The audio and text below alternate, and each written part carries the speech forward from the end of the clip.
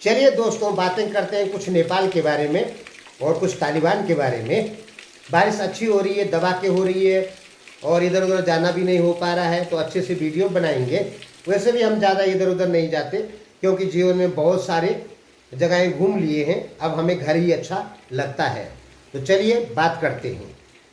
नमस्कार, आज हम नेपाली मुस्लिम भाई और इंडियन मुस्लिम भाइयों को बताएंगे कि आप लोगों के जो विचार हैं वो पूरी तरीके से गलत दिशा में जा रहे हैं, क्योंकि आप तालिबान का सपोर्ट कर रहे हैं। आप लोगों के विचार कैसे होने चाहिए, जैसे किंग ज्ञानेंद्र के थे या पुष्पकमल दाहाल के थे। मैं ऐसा क्यों कह रहा हूँ कि उनके विचार जैसे होने चाहिए, आपको आगे पता पड़ जाएगा। इस समय तालिबान अफगानिस्तान को कब्जा करने की लड़ाई लड़ रहा है और ये 40 साल से हो रही है। इसी प्रकार की एक लड़ाई नेपाल में भी हुई थी, ठीक है, और वो भी काफ़ी बड़ी लड़ाई थी। उस समय एक तरफ थे किंग ज्ञानेंद्र और दूसरी तरफ थे पुष्पकमल दाहाल, और भी कुछ आदमी हैं, लेकिन मेन नेता हम पुष्पकमल दाहाल को ही इस समय मान के चलते हैं।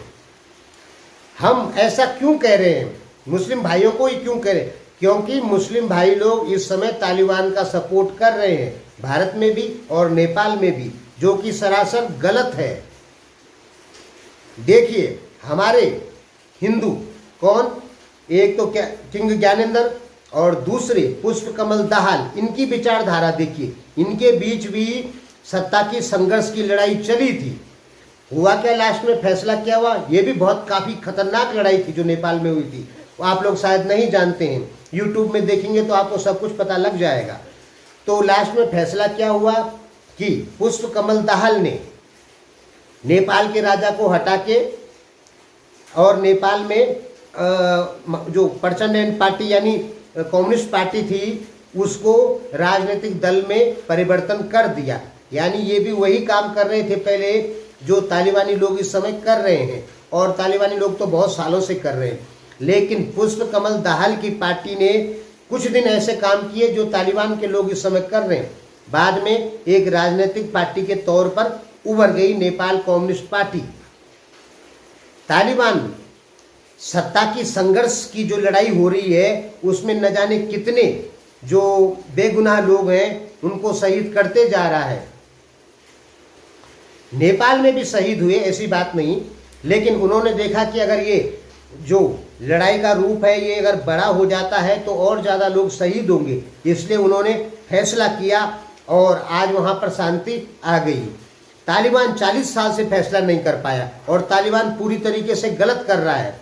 कैसे गलत कर रहा है ये हम आगे बताएंगे। पहले देखिए, किंग ज्ञानेंद्र ने, जो कि कई 100 साल पुरानी उनकी सत्ता चलती थी नेपाल में, तो उन्होंने अपनी जनता की रक्षा के लिए अपनी जो सत्ता थी उसको छोड़ दिया, ठीक है।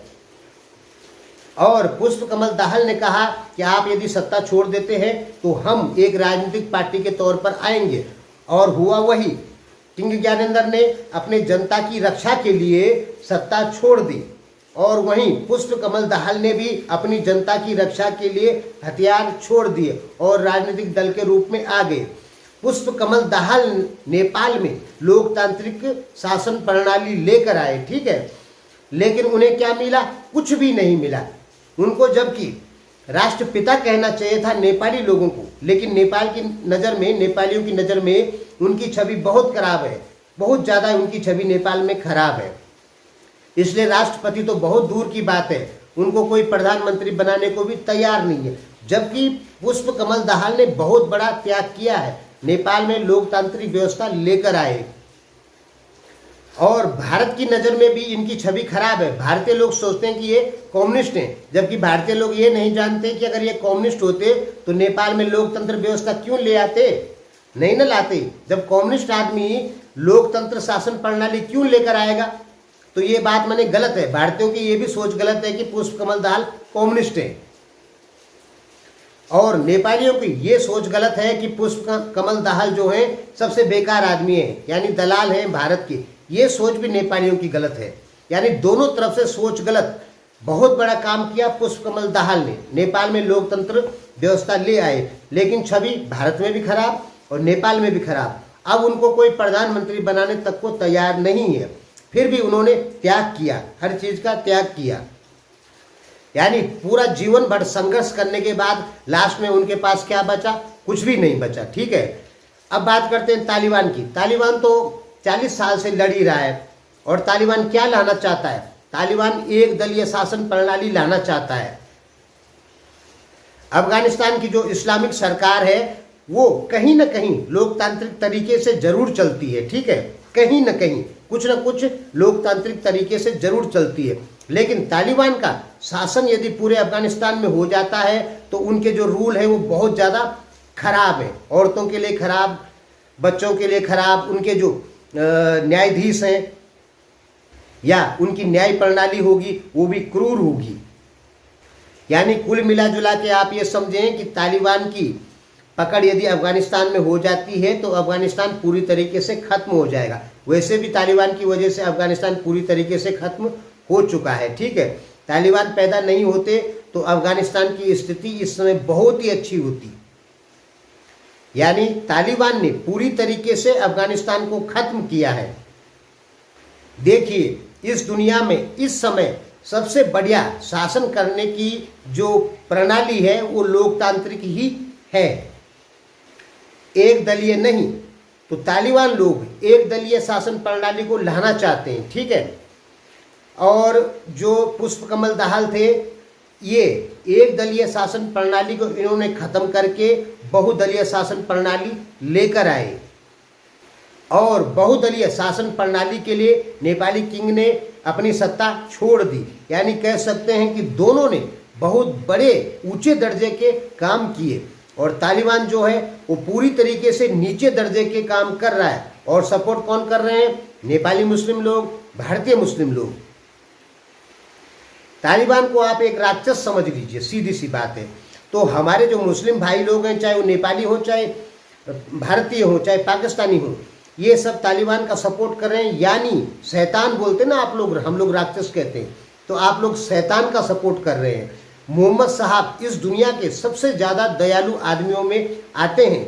आप कभी भी सर्च करेंगे कि सबसे ज़्यादा दयालु आदमी कौन था, तो मोहम्मद साहब ही सबसे एक नंबर पर आएंगे।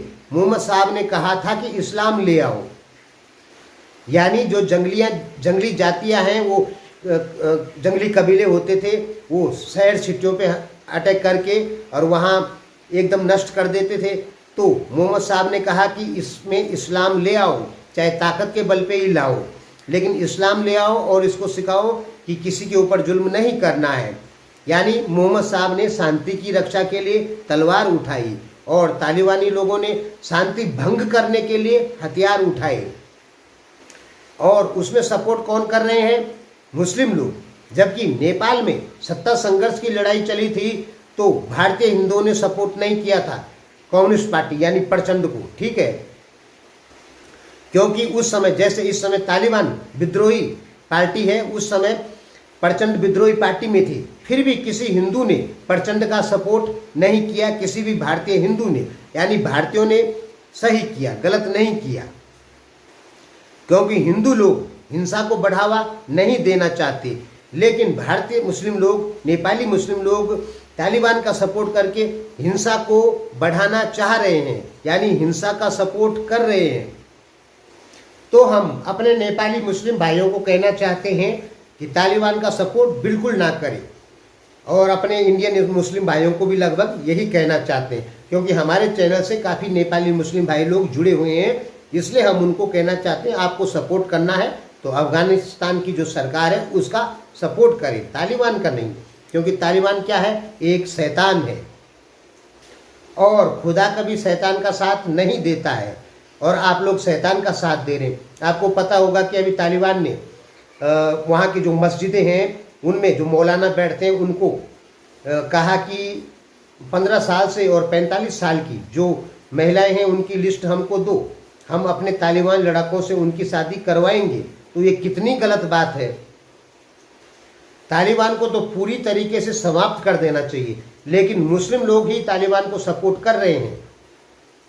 कुछ सीखिए हिंदू लोगों से, नेपाली किंग से सीखिए, उसने सत्ता ही छोड़ दी नेपाली किंग ने। प्रचंड से सीखिए, जो प्रचंड ने कहा कि हम उसमें आएंगे, राजनीतिक पार्टी के रूप में आएंगे, जैसे तालिबान ने कहा अमेरिका को, लेकिन फिर तालिबान ने हथियार उठा दिए। लेकिन प्रचंड ने दोबारा हथियार नहीं उठाए। तो हम यही कहना चाहते हैं कि आप हिंदू लोगों से कुछ सीखिए और जो हिंदुओं की विचारधारा है वैसे ही अपनी विचारधारा बनाइए, तभी दुनिया में शांति होगी। शांति को सबसे ज़्यादा जो भंग किया है वो किया है अमेरिका ने, और दूसरा किया है इस्लामिक जो कुछ बहुत सारे गुट बने हुए इन्होंने। अब चीन भी उसी दिशा में कदम बढ़ा रहा है जिस दिशा में शांति भंग होती है, यानी चाइनीज कम्युनिस्ट शांति भंग करने वाले, अमेरिका शांति भंग करने वाला, इस्लामिक जो कुछ संगठन बने हुए ये भी शांति भंग करना चाहते हैं। हिंदुओं में भी कुछ ऐसे संगठन हैं जो शांति भंग करना चाहते हैं, लेकिन जो हिंदू किसी संगठन से नहीं जुड़े हैं वो शांति भंग नहीं करना चाहते हैं। लेकिन मुस्लिम लोगों में क्या है कि जो मुस्लिम लोग किसी भी संगठन से नहीं जुड़े हैं वो भी उस आदमी का साथ देते हैं जो शांति को भंग कर रहा है। तो ये सबसे ज़्यादा गलत बात है। आम हिंदुओं से आप लोग सीखिए कि हिंसा का साथ नहीं देना है, यही हम आपसे कहना चाहते हैं। धन्यवाद दोस्तों।